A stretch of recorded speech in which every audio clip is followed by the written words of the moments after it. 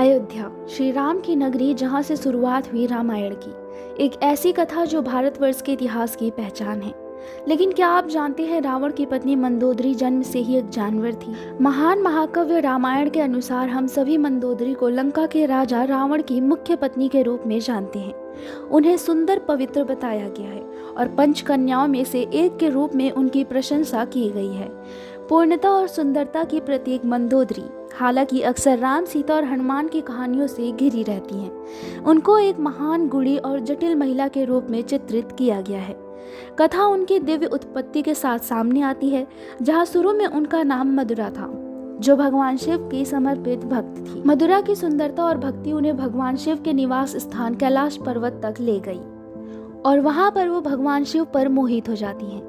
हालांकि इससे उनकी पत्नी पार्वती क्रोधित हो जाती हैं, जो अप्सरा को एक कुएं में रहने वाले मेढक में बदल देती हैं। इसी बीच भगवान शिव ने हस्तक्षेप किया और उसे वरदान दिया कि वह अपनी सुंदरता वापस पा लेगी और 12 साल मेढक के रूप में बिताने के बाद एक बहादुर व्यक्ति से शादी करेगी। एक खूबसूरत महिला के रूप में मंदोदरी के पुनर्जन्म का वर्णन तब मिलता है जब असुरों के राजा मयासुर और अप्सरा हेमा उसे हिमालय में एक कुएं के पास पाते हैं।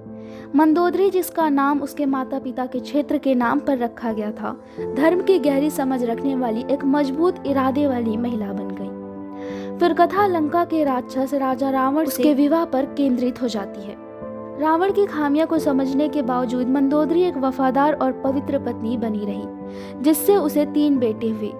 मेघनाथ, जिनका नाम इंद्रजीत भी था, अक्षय कुमार और अतिकाय।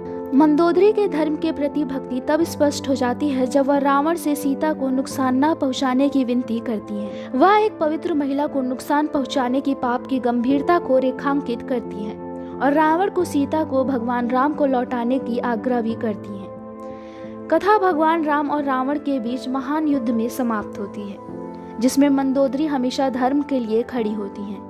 अपने बलिदानों और धार्मिकता के प्रति अटूट प्रतिबद्धता के बावजूद मंदोदरी अकेले रह गई है। उनकी कहानी दिव्यता और रहस्य का मिश्रण है। भगवान राम और रावण के बीच हुए युद्ध में रावण की मौत के बाद भगवान राम ने लंका को रावण के भाई विभीषण को लंका का राजा बना दिया।